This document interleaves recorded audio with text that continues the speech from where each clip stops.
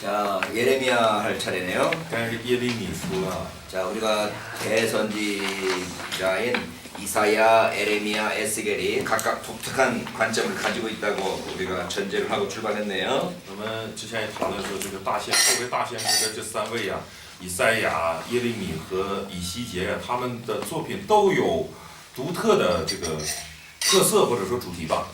이사야가 그 왕권과 성전을 중심으로 한 선지자였다면 以赛亚是以王权、以圣殿为核心的这样的一个先知。 예레미야가 신명기적인 관점으로 역사를 본 선지자였고 耶利米则是用生命记的视角来看历史的这样的先知。 에스겔이 성전 아니고 제사장 문서계 통해 성결을 강조하는 선지자다 이렇게 말씀을 드렸네요. 那以西结书呢，则是隶属于祭司文献，它是关注的是圣洁。 예수님께서 사람들이 나를 누구라 하느냐 할 때 사람들의 평판이 예수님에 대해서 선지자 중에 한 사람이다 하면서 열거되었던 선지자가 엘리야라고도 하든지 예레미야라고도 하든지 이렇게 하고 있으니까 当耶稣问众人、问门徒说：“这个人们说我是谁的时候，这个回答的答案当中就说是这个众先知中的一位，然后列举了以利亚，也提到了耶利米。 그 예레미야가 예수님 당시에도 선지자 중에서는 인정받는 또는 존경받는 많은 사람들의 입에서 그 오르내리는 그런 중요한 선지자였던 걸 볼 수 있죠. 借此我们也看到了，在耶稣那个时代呀，谈到众先知，耶利米也仍然是一个得人认可、被人期待的那样的一个人。 그러니까 예레미야가 왜 이렇게 중요하냐 그러면 이스라엘이 남쪽 유다 왕국이 멸망할 때 활동했던 사람이고 耶利米为何如此重要呢？他是在南国犹大即将灭亡的时候活动的这样的一位先知。 이 전설에 의하면 예레미야가 애굽으로 끌려가서 이제 이스라엘 팔레스타인 사람들이 도망가면서 애굽으로 도망가는데 애굽으로 도망가면서 예레미야를 끌고 갔기 때문에 애굽에서 죽은 걸로 알려져 있죠. 根据传说呀，根据传闻说，那些就是逃离巴勒斯坦的犹太人呢，在逃离的时候把耶利米给带走了，也给带到埃及了，然后耶利米死在埃及了。 그래서 이 예레미야서는 이 BC 586년, 587년 예루살렘 파괴할 때 이 그 위기의 상황에서 하나님의 말씀을 묵상한 또는 하나님의 말씀을 예언한 그런 책이라고 볼 수 있는 거죠. 所以这个耶利米书我们可以看它是什么呢？就是在586年即将或者587年这个国即将毁灭的时候，他站出来替上帝，就是代言上帝的那些话。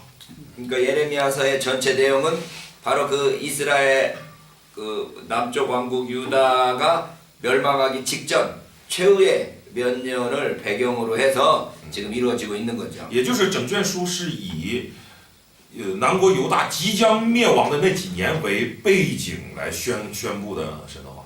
그래서 1장에서 20장까지가 예레미야의 정확한 기억을 반영하고 있다고 보여져요. 1到20章呢，可以说准确地反映了这个耶利米的一些回忆呀， 그 시문 형태로 되어 있죠. 是以诗文的形态。 그래서 그 내용은 무엇인가 하면 예루살렘이 여호와의 토라를 불순종했다라고 정죄하고 内容是什么呢？就是定罪耶路撒冷没有听耶和华的托拉。 그러한 불순종이 심판을 가져올 거다라고 하는 설교로 이루어진 거죠. 啊，这种不顺从托拉的行为会招致审判，哎，这样的这种讲道文吧。 그러니까 이 8세기, 7세기의 예언자들의 공통된 내용은 이 심판 주제로 고소하는 거죠. 所以我们看到7世纪、8世纪的这个先知书的共同特点就是定罪、宣告审判。 그 특별히 예레미야는 환상이라는 관점으로 나타내고 있어요. 特别耶利米书呢，体现一些幻象。 이게 신명기 32장의 설교와 연관성이 있다고 분석되네요. 有人分析说这与申命记的32章有关联。또 호세아와 이 언어적으로 많은 연관성이 있다. 在语言的角度来说，与何西阿书有很多关联。 자, 신명기 32장 호세아, 예레미야가 서로 비슷하다 그러면 啊，如果说《申命记》的32章和何西阿书与这个耶利米书有就是比较类似的话， 그렇다면 이 세 개가 서로 영향을 받았든지 아니면 이 세 개가 후대 누군가에 의해서 공통적으로 편집되었다라고 설명할 수 있겠죠. 如果他们有共同点或者是一致的话，要么是互相受了影响，要么就是这3卷书都是后代的某一个人给编辑的。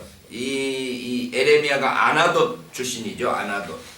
这个雅什突的人是吧？ 이 아나돈의 그 제사장들의 亚拿图上。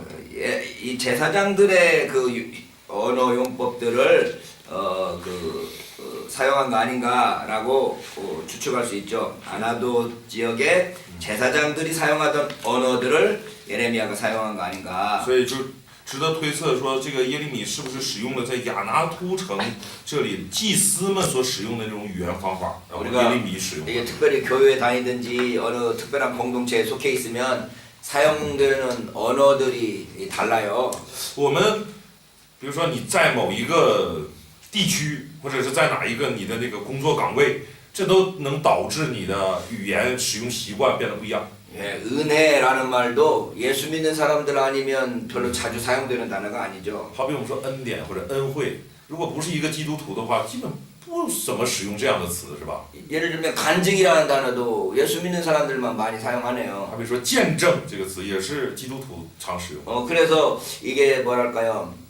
예수 믿는 사람들이 독특하게 사용되는 용어가 있단 말이죠. 所以总会有一些就我们基督徒才用的一些独特的用语。 그런 거 하면 지방 사투리도 금방 알아들을 수 있네요. 一些什么地方的那种方言呐，也是一说出来我们一听就知道这是方言。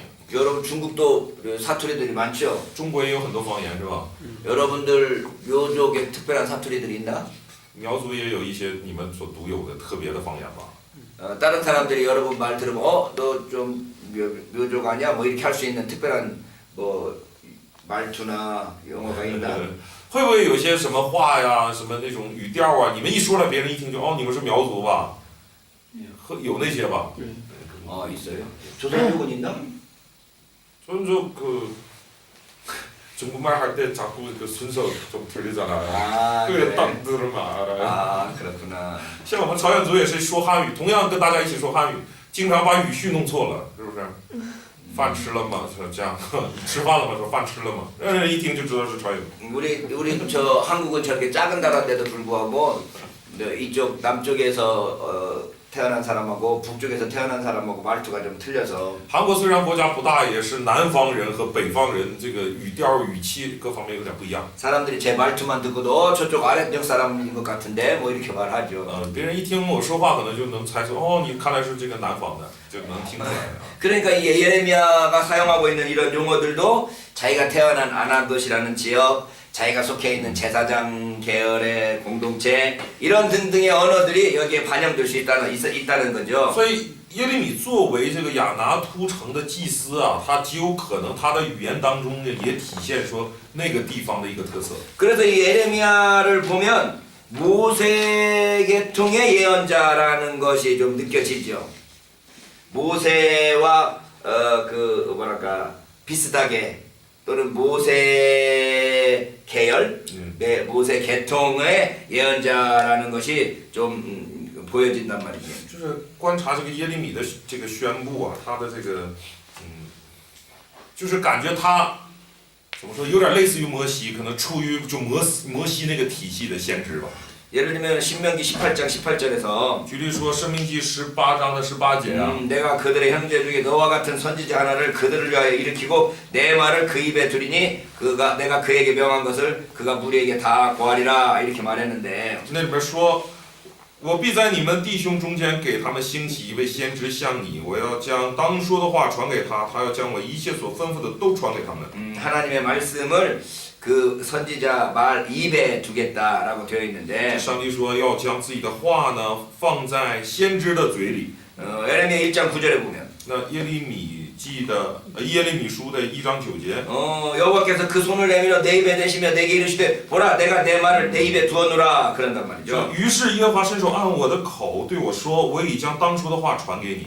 그러니까 저 신명기에서 모세와 같은 선지자를 하나 세워서 하나님의 말씀을 그 입에 두겠다고 그랬는데 예레미야에게 내가 내 말을 네 입에 두겠다고 就 말씀하시니까 是在生命记里，上帝借摩西已经宣布了说，我要兴起一位先知，像这位摩西一样，并且我要把我的话放在他的嘴里。然后在耶利米这里面，就上帝按他的口对他说，我把当初的话已经给你了。 모세와 같은 선지자로 예레미야가 지금 묘사되고 있다는 就 거죠. 这里描写耶利米，就似乎是那位像摩西的先知。 예레미야 1장 7절 같은 경우도 在耶利米书的 1장 7절 1章7节， 여호와께서 내게 이르시되 너는 아이라 하지 말고 내가 너를 누구에게 보냈든지 너는 가며 내가 내게 무엇을 명하든지 너는 말할지니라. 耶和华对我说：“你不要说我是年幼的，因为我差遣你到谁那里去，你都要去。我吩咐你说什么话，你都要说。” 이 장면은 뭔 생각이 납니까? 看到这个场面，能想到 모세가 하나님으로부터 소명을 받았을 때 나는 말도 못하고 이런 거 못합니다라고 말했던 그것하고 비슷하죠. 是不是能想到上帝呼召摩西的时候，摩西就这个辩驳说：“哎呀，我这个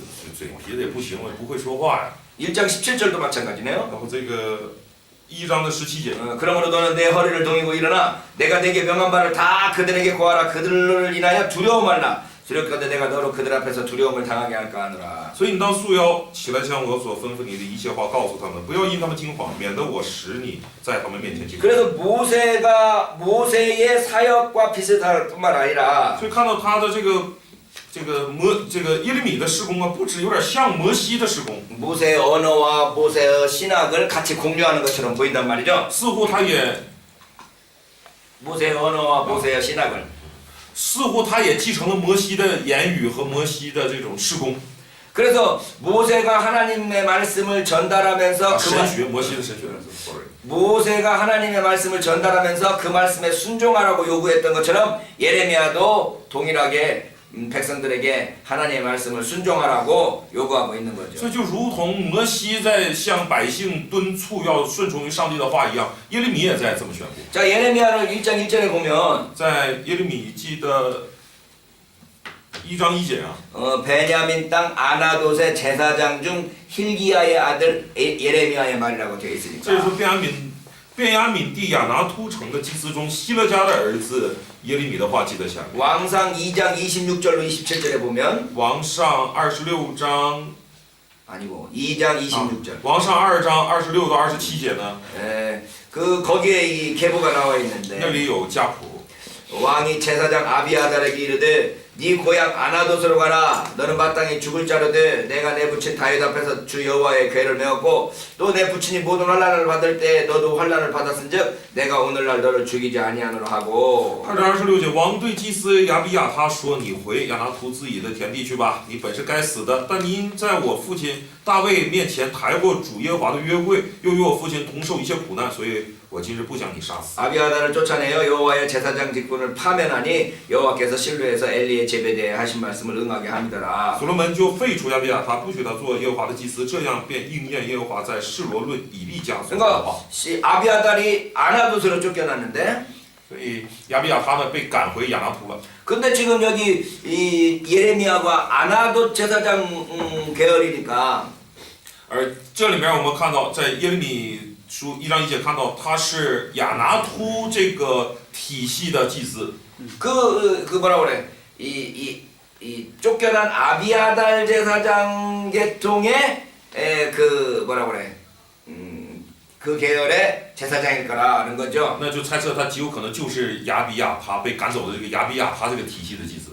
이게 사무엘상 22장 20절에서 23절에도 在撒母耳上22章20到23节这里， 그 아나돗으로 아비아달이 쫓겨나는 모습이 나오죠. 那里也出来就是亚比亚他被赶回亚拿图的这个场面。 그러니까 예레미야가 아나돗 출신이라는 말은 所以当谈到그 예레미야가 아나돗 출신이라는 말은 아비아달의 추방과 연결될 수 있고 所以这个耶利米的出身是这个亚拿突城嘛，这就与亚比亚他有所关联了。 그 조상들이 왕으로부터 쫓겨난 추방당한 조상이니까 왕가에 대해서 별로 좋은 감정은 아니었을 수 있죠. 所以我们猜测，他的祖先既然是被王室从这个王宫里赶出来了，赶回亚拿图的嘛，所以可能后代对王室呢不怎么有好感。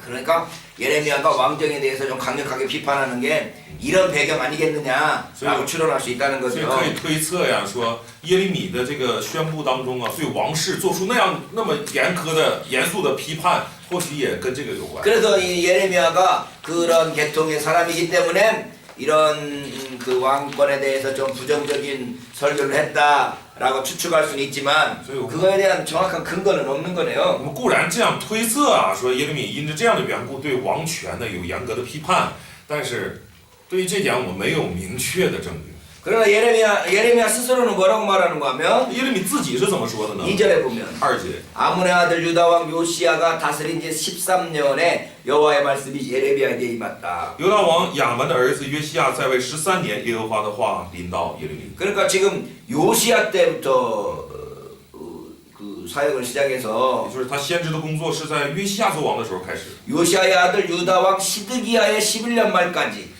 从犹大王约西亚的儿子约雅敬在位的时候啊， 그 3절 直到犹大王约西亚的儿子西底家在位的末年。 그러니까 이 예루살렘의 마지막 때까지 함께했던 사역자라고 예언자라고 말하고 也 있네요. 就是与这个耶路撒冷到最后一直到做工到最后了。 자, 여기서 우리가 하나님의 말씀을 하나님의 말씀의 성격을 좀 찾아볼 수 있죠. 在这里我们似乎能看到上帝话语的一种性质啊。 1장 1절은 예레미야의 말이라고 그래요. 1章1节在说这是耶利米的话， 1장 2절은 여호와의 말씀이 임하였다. 然后1章2节就说耶和华的话临到耶利米。 예레미야서에서 쓰고 있는 말은 누구의 말이에요? 在耶利米书当中记录的，这是谁写的话？就是这是谁的话呀？ 예레미야의 말이야. 是耶利米的话。 그런데 그걸 누가 하나님께서 주셨어? 누가 주셨어? 可是这是谁给的呢？ 하나님께서 주신 하나님의 말씀이란 是 말이지. 上帝给的，上帝的话。 그러니까 예레미야의 말이지만 그 근거에 하나님의 말씀이 있다라고 주장하는 거죠. 所以就是在主张，固然是耶利米的话，但是根据是从上帝来的。 그래서 지금 우리가 하나님의 말씀을 선포한다든지 성경을 이해할 때 이 두 양면성, 사람의 말이면서 동시에 하나님의 말씀이라는 이 양면성을 어떻게 조화시키고 어떻게 이해할 것인가가 우리가 성경을 연구할 때 가장 중요한 그 문제네요. 所以我们无论是理解圣经还是宣布话语啊，这两种性质，一方面是人的话的，同时又是从这个根据又是从神而来的，是神的话。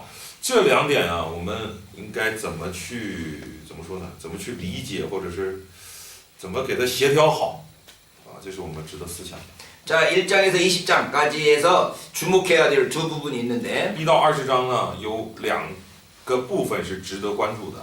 첫 번째 4장에서 6장까지의 이름이 밝혀지지 않는 이방 침략자들의 이야기죠. 首先是4到6章呢，有这个没有名的这种外邦侵略者的这样的故事。 이 사람들이 누구냐라고 하는 거죠. 也就是值得猜想，这些人是谁呀？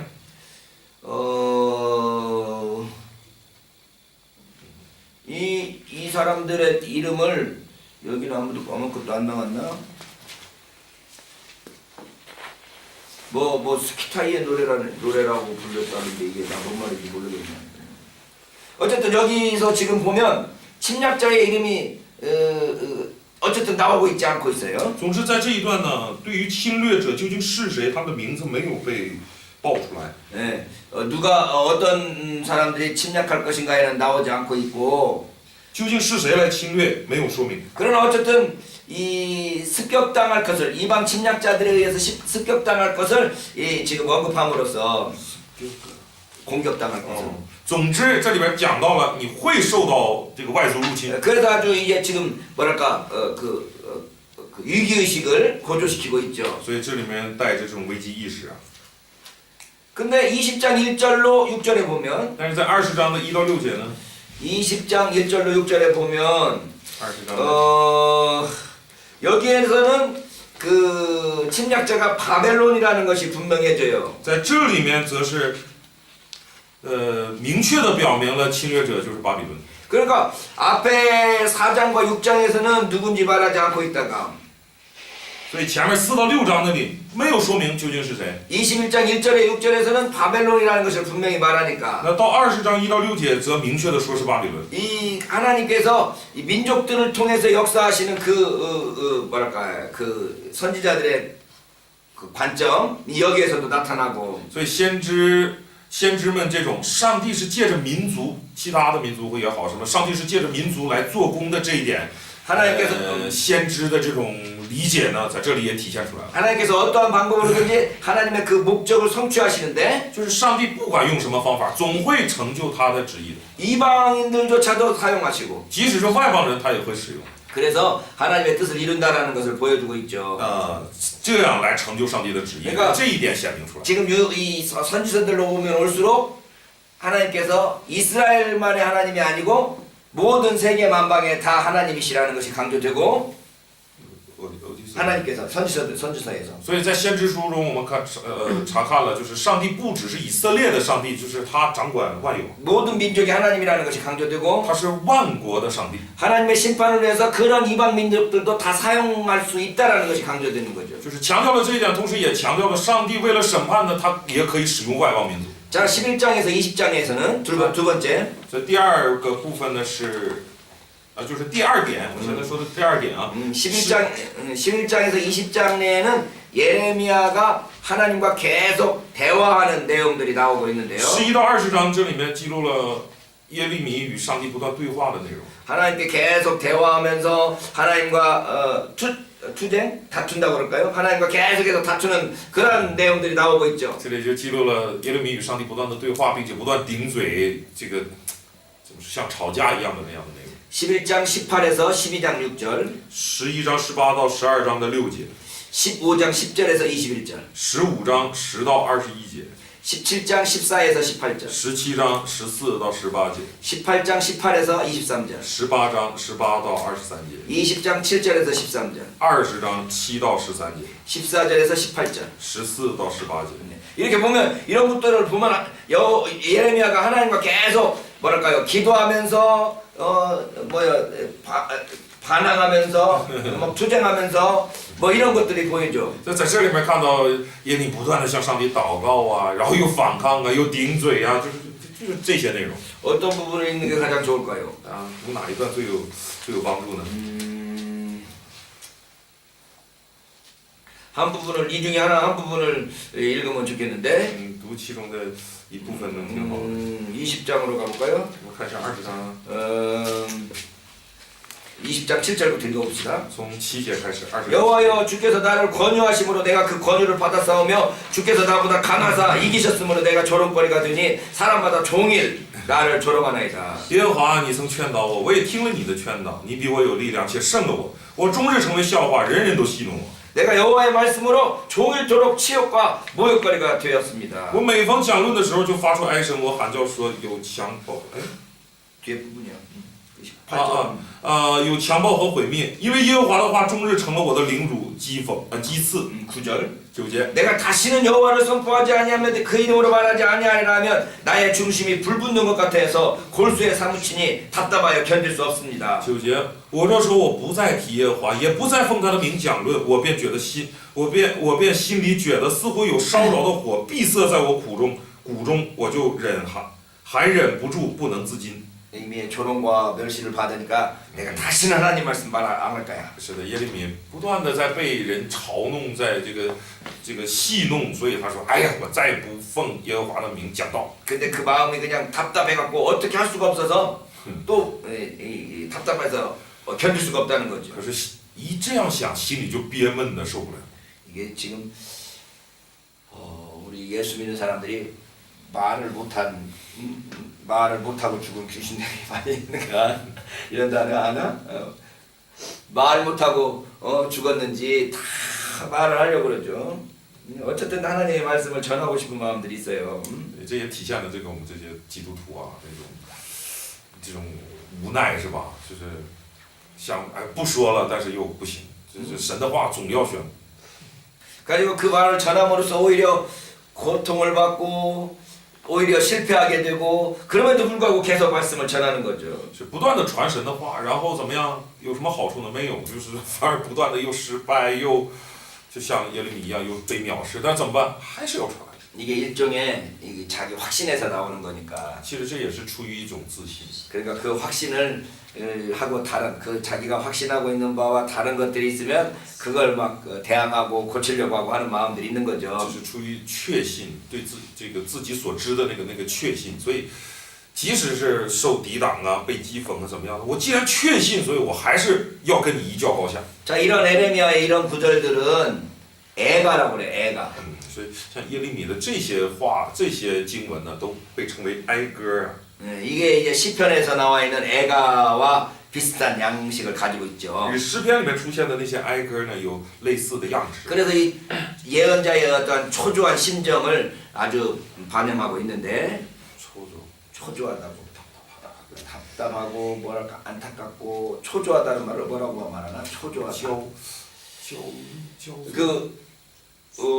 초조하다.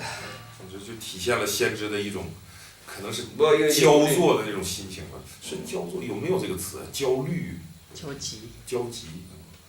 焦作是一个地名吧？ 애를 태워서 마음을 焦躁啊，焦躁。 어쨌든 이 에레미야가 어쨌든 그 마음이 이게 지금 답답하고 마음을 애가 타는 거죠.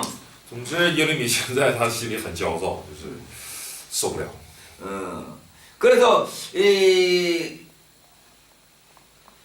하나님께서 자기에게 주신 그 말씀을 자기가 거절한다고 해서 되는 일이 아니라는 것을 지금 표현하고 있는 거죠. 所以他在这儿表达，上帝赐给我的话语不是我能够说拒绝抗拒的。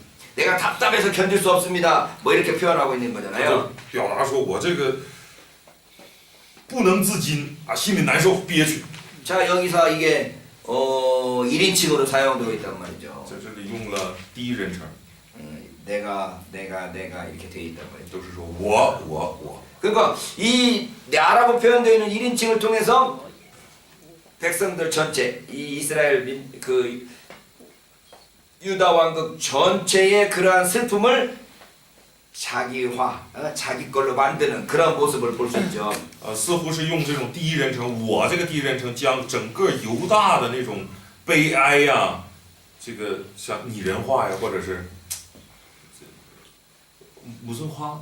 자기화, 자기 것, 自我化。 자기 것으로 만드는 거죠.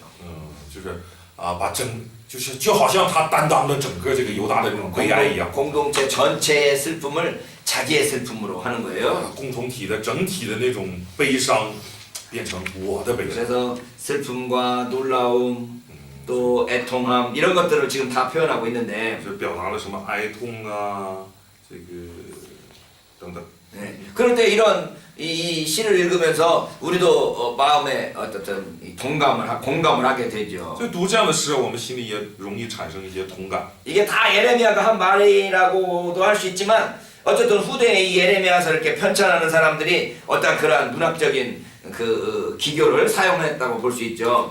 可以说这是耶利米写的，当然也可以看是后人呢在编辑这个耶利米书的时候也。 照着他这个心情呢，给他添了一些东西。 그래서 예레미야의 그 신학 또는 예레미야의 예언을 편집한 거지만 거기에 어떤 신명기적인 관점들이 반영돼 있다라고 볼 수 있어요. 可以说，在后人呢编辑了耶利米的这个作品，或者是耶利米的神学，但是呢又以《申命记》的观点，신명기의 관점으로 예. 그 편집했다. 总之也是。 说加入也好，或者说使用了《申命记》的那种观点进行了这种编辑。 그러니까 여기 지금 보면 예레미야의 심정으로 말한 예레미야가 말하는 걸로 되어 있는 시 형태와 所以这里有这个以耶利米说来表达了这样的诗的形态。 그 다음에 이 신명기적인 관점으로 이야기되는 이 산문, 시가 아닌 산문. 이 두 개가 어떤 관계를 가지느냐에 대한 학자들의 그 의견들이 있죠. 学者呢对什么提出这个一些看法呢？就是这里面有耶利米的诗形态的一些这个作品，还有《申命记》观点留下的一些散文式的那些作品。 네. 学者们在讨论这二者之间是怎样的关系呢？ 그러니까 예레미야를 보면 시로 된 예레미야 자신의 말이 있고 所以有这种失态的这种耶利米的话， 그 다음에 그거에 대한 그 설명이 나오는 산문으로 되어 있는 부분들이 있단 말이에요. 然后对其进行说明的散文。 그러면 이 시와 산문이 모두 다 예레미야에게서 나왔느냐? 那诗与散文都是耶利米留下来的吗？ 예레미야가 시도 짓고 산문도 쓰고 그랬느냐? 是不是他又写诗又写散文呢？ 이게 이제 우리 일반적으로 알려져 있는 우리 보수적인 견해죠. 当然，这是我们保守阵营就是这么认为的。 예레미야 한 명이 이걸 다 했다는 是 건데 耶利米自己把这些都完成了。 이제 진보적인 견해에서는 但是这种进步主义阵营呢， 이 산문은 후대에 온 것으로 평가를 하는 거죠. 就这么评价说，散文呢是后呃代编撰的， 바벨론 포로를 경험한 사람들이 经历了这个巴比伦之囚的这些人， 이 바벨론 포로를 경험하고 난 뒤에 이 과거의 예레미야의 그 글에다가 그러한 신학들을 신명기적인 관점을 부여해서 산문을 덧붙였다 이렇게 주장을 하는 거죠. 就主张这个经历巴比伦之囚的这个后代的这个学者将《生命记》的观点式的《生命记》观点的这种散文加入了耶利米的作品当中。 그래서 신명기적인 관점을 이 예레미야에 집어넣기 위해서 일부러 예레미야의 시문 안에 그 산문들을 집어넣었다라고 평가한다는 거예요. 신명기적인 관점을 예레미야서에 부여하기 위해서 为了将《生命记》的观点赋予进耶利米书里， 그래서 그러한 걸로 보이는 문단들이 몇 개 있는데 然后就把这个散文呢加到了那个诗歌里面，掺杂在诗歌里面。 일단 有几段这样的， 5개 정도를 我 이야기하네요. 们大致能看到5段。 첫 번째가 예레미야의 소명기사 第一是关于耶利米蒙召的这个记录， 1장 4절로 10절. 1章4到10节。 예레미야가 하나님으로부터 부름받은 장면들을 모세 것과 비슷하다고 지금 우리가 살펴봤었는데 刚才我们也看到了这一段蒙召的场景呢，与当初摩西就很接近。 모세의 소명과 비슷하게 예레미야를 묘사함으로써 어떤 신명기적인 관점을 가지도록 했다는 거죠. 就是从这里就开始，通过将耶利米蒙召的场景记录的跟摩西差不太多来就是来在这里就开始渗透这个生命记的观点。 예레미야서의 주제 구절이 몇 절이냐 그러면 1장 10절이라고 그래요. 1장 10절. 예레미야서의 가장 중요한 주제 구절이 뭐냐? 1장 10절이라고. 就是说整个耶利米书的最核心的这个主题经文是哪一个呢？就是1章10节。 보라 내가 오늘날 너를 열방 만국 중에 세우고 너를 뽑으며 파괴하며 파멸하며 넘어뜨리며 건설하며 심게 하였느니라. 看呐，我今日立你在列国之上，为要施行拔除、拆毁、毁坏、倾覆，又要建立在职。 그러니까 예레미야를 하나님께서 세우신 또는 부르신 이유가 뭐냐? 그러면 上帝树立或者呼召耶利米，目的是什么？ 뽑으며 파괴하며 파멸하며 넘어뜨리며 건설하며 심게 하기 위해서. 是要拔除、拆毁、毁坏、倾覆，又要建立在职。 그래서 뽑으며 파괴함을 당하여서 유배되고 포로로 잡혀가고 所以因着上帝拔除、拆毁、毁坏、倾覆，所以就被掳了。 포로에서 되돌아와서 건설하며 심게 하기 위해서. 那又要使他们从俘虏归还，来重新建设，也这就是建立和栽植。 예레미야가 그래서 뽑으며 파괴하는 심판과 所以在耶利米的这个宣告当中呢，既有拔出、拆毁的这种关于审判的这个宣告， 그리고 건설하며 심게 되는 회복을 然后又有关于建立、栽植的这种恢复。 동시에 보여주기 위해서 예레미야가 선택되었다라는 거죠. 上帝要借耶利米同时显明这2点，所以呼召了耶利米。 우리가 지금 계속해서 반복하는 거지만 这是我们一直在反复的。 예언서에서는 항상 멸망과 재난에 대한 경고에 이어서 항상 소망과 회복의 약속이 주어진다는 거죠. 我们一直在重复啊，在先知书里面总是并存着2方面，是这个关于灭亡和灾难的这种警告和这个关于恢复的盼望。 그래서 우리 예레미야의 소명 기사에서 벌써 그 재난에 대한 경고와 회복에 대한 약속이 주어지고 있는 거죠. 所以在这个耶利米的召命当中就已经包含了这2方面。 자, 1장 10절이 예레미야의 중심 구절이라는 거 기억하셔야 所 되고요. 以这一点大家要记住，就是在耶利米书的核心主题经文就是1章10节。 두 번째 단락은 第二个段落， 7장 1절로 8장 3절. 7章1节到8章3节， 예레미야의 성전 설교인데 这个是耶利米的圣殿讲道， 뭐랄까요? 공적인 위치에서 한 설교네요. 是在这个公共场合的讲道。 여기에서 예레미야는 이 토라의 요구를 따라 그 길을 바르게 가도록 요구하고 在 있는데 这里，他要求百姓遵照托拉的要求走正确的路， 토라를 순종하라고 요구하는 거죠. 也就是要求要顺从托拉， 이게 3절에서 7절까지. 这是3到7节， 그리고 만약 회개하지 않으면 파괴와 멸망에 이르게 된다. 并且宣告，如果不这么做，就会带来这个灭亡。 13절로 15절. 13到15节。 그래서 여기에서 아주 회개에 대한 강력한 초청이 있는데 这里面呢有强烈的对悔改的敦促， 그러니까 이 이스라엘 백성들은 엘리 제사장처럼 뭐라 그래 이 언약궤가 있으면 하나님께서 자동적으로 자기들을 승리해 주시는 것처럼 생각을 했지만 엘리가 파멸을 했는데 此时的以色列百姓呢，也有点像当初的以利一样，以利那一家就认为啊，上帝的约会在我们中间，所以我们就没有问题。但是以利一家也被摧毁了。 예레미야 당시에 성전을 지키는 사람들은 하나님의 성전이 있는데 우리가 어떻게 멸망할 수 있으랴 막 이렇게 주장하고 있었다는 거죠. 耶利米这个时期呢，就是那些有一些人就主张说啊，上帝的圣殿在我们当中，我们怎么可能灭亡呢？ 근데 예레미야가 하는 말은 너희가 신명기의 그 토라를 지키지 않으면 그걸 순종하지 않으면 멸망하게 된다고 말을 해서 但是耶利米向他们宣告说，你们如果不遵守这个生命记里的这个陀拉的话，你们就会灭亡。 성전 중심의 그런 사람들이 주장하는 것과 정면으로 배치되는 주장을 지금 하고 있는 거죠. 所以他做出的主张是正面与那些圣殿主义者的那个主张相冲突、相排斥。 11장 세 번째 단락은 然后第3段是 11장이에요. 11章， 예레미야가 언약에 대해서 변호하는 장면이죠. 是耶利米关于这个约会在进行辩护啊， 토라에 대해서 변호하고 对托拉进行了辩护， 그 언약에 대해서 변호하면서 也对约会进行辩护。 그 뭐랄까요 예레미야가 그 토라를 하나님 앞에서 이 백성들 앞에서 지금 변호하는 것을 볼 수 있습니다. 能够看到耶利米在这里为托拉辩护。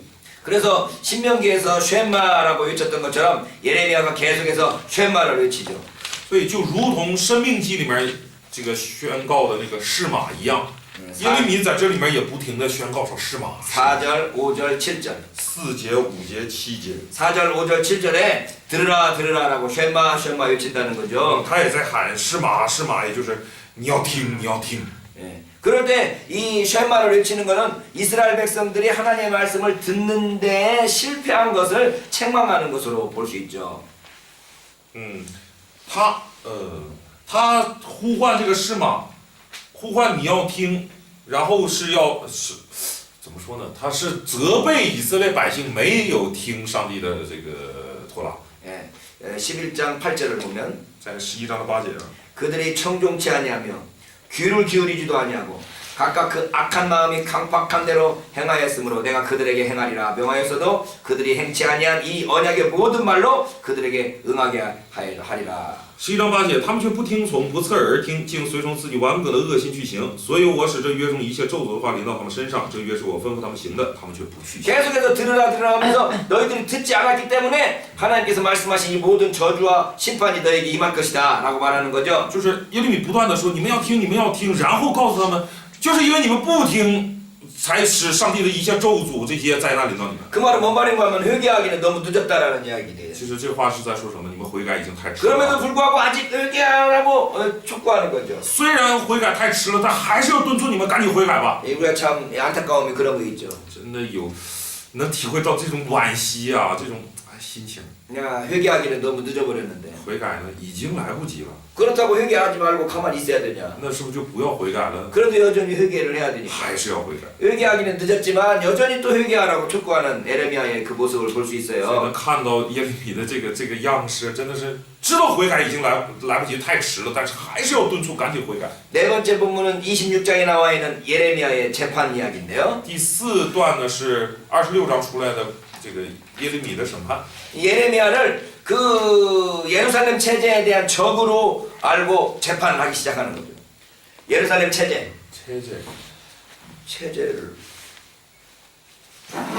체제 이런 단어들이 어려운 거구나.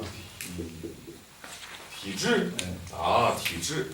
예루살렘에서 지금 성전 중심의 사람들은 성전이 있으니까 우리 망할 리가 없다라고 주장했던 그런 어떤 그 신학들이 있었잖아요. 네. 그거에 지금 예레미야가 반박하니까 그거에 대해서 배신자 또는 반역자라고 그러면서 지금 재판하는 거죠. 也就是这一段记录的是这个耶利米受审的这个场景。他为什么受审呢？因为我们刚才说了，在耶路撒冷这个时候的这种核心思想是那个圣殿主义者的那种思想，是不是？我们有圣殿，所以怎么可能灭亡呢？而耶利米的一切宣告都与这个是抵制、这个反抗的，所以他因此而受审。 예레미야의 그 선포를 한마디로 말하면 뭔가 하면 너희들 멸망한다, 멸망하게 돼 있다, 막 이렇게 돼 있는 거죠. 也就简单来说，耶利米宣告了什么？就是你们要灭亡了，你们肯定灭亡了。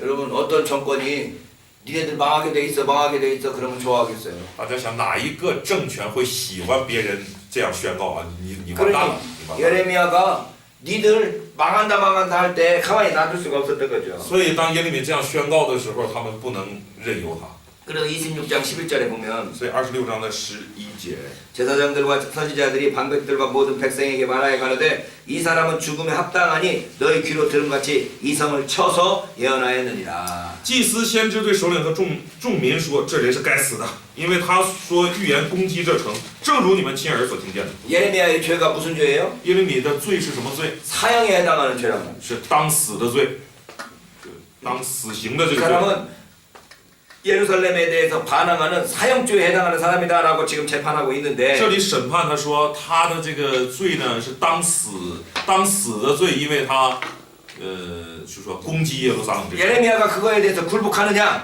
那耶利米对此屈服吗？ 오히려 큰 소리로 더 말하는 거죠. 反而他更说大话，就是12절 更大声的说。 12절로 보면 12节， 예레미야가 모든 방백과 백성에게 일러 가로되 耶利米就对众首领和众民说： 여호와께서 나를 보내서 너희의 들음과 모든 말로 이 집과 이 성을 쳐서 예언하게 하셨다. 耶和华差遣我预言攻击这殿和这城，说你们所听见的这一切话。 그런데 너희는 너희 길과 행위를 고치고 너희 하나님 여호와의 목소리를 청종하라. 现在要改正你们的行动作为，听从耶和华你们神的话， 그리하면 여호와께서 너희에게 선고하신 재앙에 대해서 뜻을 돌이키리라. 他就必后悔，不将所说的灾祸降于你们。 14절이 더 재밌죠. 14节 보라 更有意思。 나는 너희 손에 있으니 너희 소견에 선한 대로 옳은 대로 하려니와 只有我在你们手中，你们眼看何为善，何为正，就那样待我吧。 이게 뭔 말이에요? 什么意思？ 니들이 다 죽인다고? 你们要杀我呀？ 죽여. 那就杀吧。 그러나 可是呢， 너희는 분명히 알라. 15절. 但是你们要明确的知道啊， 너희가 나를 죽이면 정령이 무죄한 피로 너희 몸과 이 성과 이 성 거민에게로 돌아가게 하리라. 15节，但你们要确实的知道，若把我致死，就使无辜人的血归到你们和这城并其中的居民了。 너희들이 나를 죽인다고? 你们要杀我呀？ 너희들이 하나님 앞에서 심판을 받을 거야. 那你们就要在上帝那里受审判。 왜냐? 为什么呢？ 이는 여호와께서 진실로 나를 보내사 이 모든 말을 너희 귀에 이르게 하셨음이니라. 就最后这边，因为耶和华实在差遣我到你们这里来，将这一切话传于你们耳中。 하나님께서 나에게 이렇게 말씀하시라고 말씀하라고 했기 때문에 내가 말하고 있는데 是因为上帝让我来说这些话，所以我才说。 니들이 나를 지금 죽이려고 해? 怎么你们还想杀我呀？ 그러면 너희들도 심판받을 거야. 所以你们也会受审判的。 그 이렇게 죽음 사형 선고를 받은 예레미야가 죽느냐 하면 죽지는 않죠. 被这个宣告死刑的这位耶利米死了吗？没有。 26장 18절에 보면 26章18节， 유다 왕 히스기야 시대에 17절부터 보면 从17节开始看吧。 그때 그 땅 장로 중 몇 사람이 일어나 백성의 온 회중에게 말하여 가로되 国中的长老就有几个人起来，对聚会的众民说： 유다 왕 히스기야 시대에 모레셋 사람 미가가 유다 모든 백성에게 예언하여 가로되 만군의 여호와께서 이같이 말씀하시기를 시온은 밭같이 경작함을 당하며 예루살렘은 무더기가 되며 이전에 사는 수풀의 높은 곳 끝들같이 되리라 하였으나 当犹大王西西家的日子，有摩利沙人弥迦对犹大众人预言说：万军之耶和华如此说，西安必被耕种像一块田，耶路撒冷必变为乱堆，这殿的山必像丛林的高处。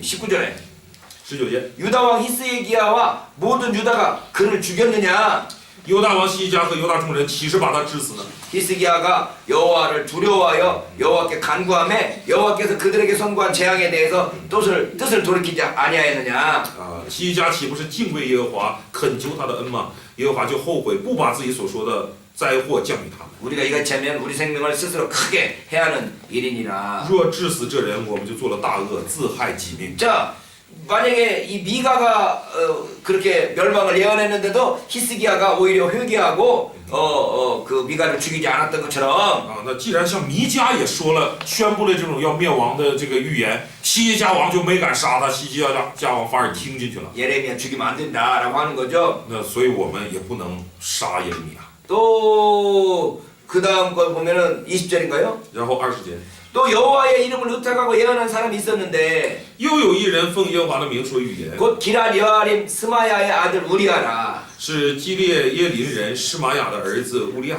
그가 예레미야의 모든 말과 같이 이성과 이 땅을 쳐서 예언하며 他照耶利米的一切话说预言，攻击这城和这地。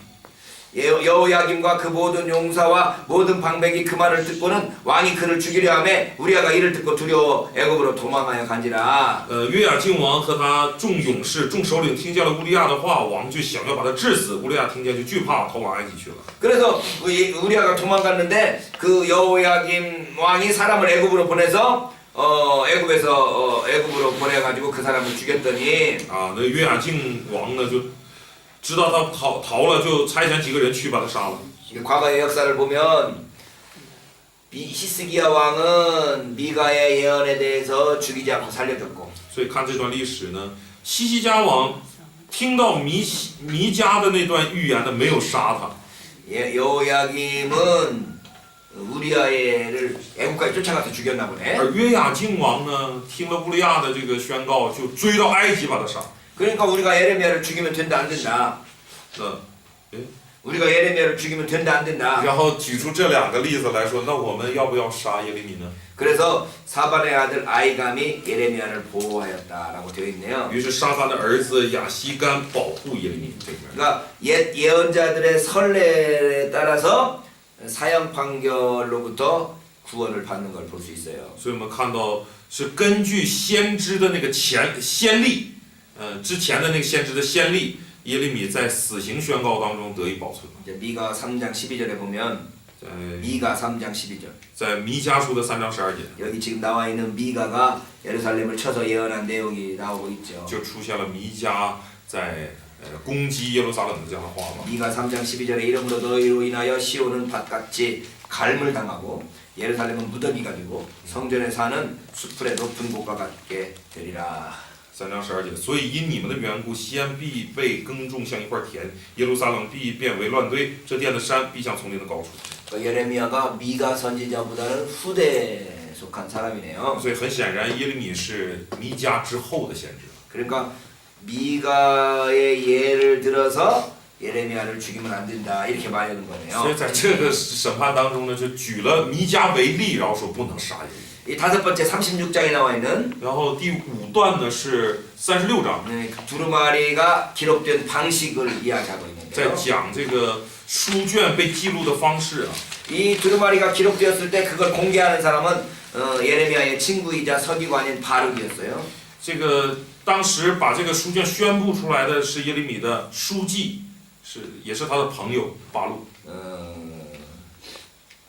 10절에 보면 바룩이 그 두루마리를 낭독하고 있죠. 10节记录了说这个巴录在诵读这个书卷， 그리고 예루살렘의 방백들에게 예루살렘의 관리들에게 그 두루마리를 전달하죠. 将书卷上的内容传达给耶路撒冷的官吏。 11에서 19절.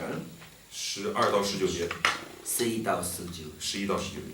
두루마리를 거부한 왕에게 읽었더니 왕이 그것을 파괴해 버립니다. 啊，他把这个书呢读给了拒绝这内容的那个王就把这个书怎么样给摧毁了。 20에서 27절. 20到27节， 그래서 32절에 보면 그걸 다시 만들어. 然后32节这个书又重新写。 32절에 보면 32节， 이에 예레미야가 다른 두루마리를 취하여 于是耶利米又取一书卷， 네리야의 아들 서기관 바룩에게 주었다. 交给尼利亚的儿子文士巴路。 그가 유다 왕 여호와김의 불사른 책의 모든 말을 예레미야의 구전대로 기록하고 他就从耶利米的口中写了犹大王约雅敬所烧前卷上的一切话， 그 외에도 그 같은 말을 많이 더하였다. 另外又添了许多相仿的话。 그러니까 이게 지금 왕이 그걸 듣고 그냥 불태워버리고 없애버렸음에도 불구하고 예레미야가 다시 만들어서 또 다른 판본으로 만드는 걸 볼 수 있어요. 다른 본으로. 所以我们看到这个王呢，听了这个消息以后，愤怒的把这个书烧了。但是耶利米呢，又写了一卷，就是另一个版本的啊。 그러니까 이 예레미야의 이 두루마리의 기본적인 신앙은 신명기적인 신학이었는데, 신명기 所以 신학이었는데, 我们看到耶利米书体现的基本神学是生命记式的神学。 하나님의 율법을 지키지 않은 예루살렘 왕실에 대해서 강력하게 경고를 하고, 하나님의 율법을 지키지 아니하는 예루살렘 왕실에 대해서 강력하게 경고하고, 在对这个不肯遵守上帝法则的耶路撒冷的这个王室呢，做出了严格的批判。 그 왕정에 대해서 반대하는 입장을 지금 계속 표현하겠기 때문에, 然后也表达出对他的话呢，王室也坚决的这个抵抗。 그러니까 항상 왕실에서는 그 왕권에 대한 도전과 위협으로 간주하게 되는 거죠. 왕실에 대한 도전과 위협으로 간주하게 된다고. 就把耶利米的这些宣告呢，看成是对王室的挑战和威胁。 그래서 항상 왕권에서는 예레미야에 대해서 경계하게 되는 거죠. 所以王室对耶利米呢，总是持那种戒心。 자, 그러면 이 두루마리를 조성한 전승가들이 누구였느냐라고 하면 보면, 이 두루마리, 예레미야가 가지고 있던 이 두루마리를 여러 사람들에게 전달했던 사람들이 누구냐? 那将耶利米的这个书卷呢，向多人去这个传承的是谁呢？ 26장 24절에 보면 26章24节， 사반의 아들 아히감이 예레미야를 보호하여 예레미야를 백성의 손에 내어주지 아니하여 죽이지 못하게 했다. 这里26章24节说，沙番的儿子亚西干保护耶利米，不交在百姓的手中。 사반의 아들 아히감이라고 되어 있네. 这里说沙番的儿子亚西干。 우리 그 뭐랄까요? 그 역사서에 나오는 사람들 이름이나 사건들은 쉽게 외우는데, 历史书里面出现的这个故事啊、人物啊，我们比较容易记。 이게 선지서에 나오는 사람들 이름은 참 그렇게 많이 외우지를 못한 것 같아요. 先知书里面出现的人物的名字好像就不太好记， 역사서는 소설 읽듯이 재밌게 읽을 수 있는데, 因为历史书呢像小说一样的，读起来有意思嘛。 이 예레미야나 이렇게 긴 책을 읽으려면 이게 무슨 말인지 모르겠고, 뭐 이게 똑같은 말 계속 반복되는 것 같고, 그래서 읽기가 그냥 쉽지가 않죠. 而耶利米书这种先知书啊，又长又怎么说呢，又繁琐，然后好像同样的话说来说去又比较无聊，所以就不好记。 근데 그걸 갖다가 우리가 거기에 나와 있는 사람들까지 다 일일이 막 신경 쓰면서 그래서 못 읽다 보니까 이 사람 이름들을 잘 기억할 수 없게 되는 觉得 거죠. 这样，既然你读的都觉得没意思的话，这名儿就不好记了。 이 사반의 아들 아이감이 예레미야를 보호했는데, 在这里看到了沙番的儿子亚西干保护了耶利米。 그 36장에 보면 在36章。 그 당시에 힘을 가지고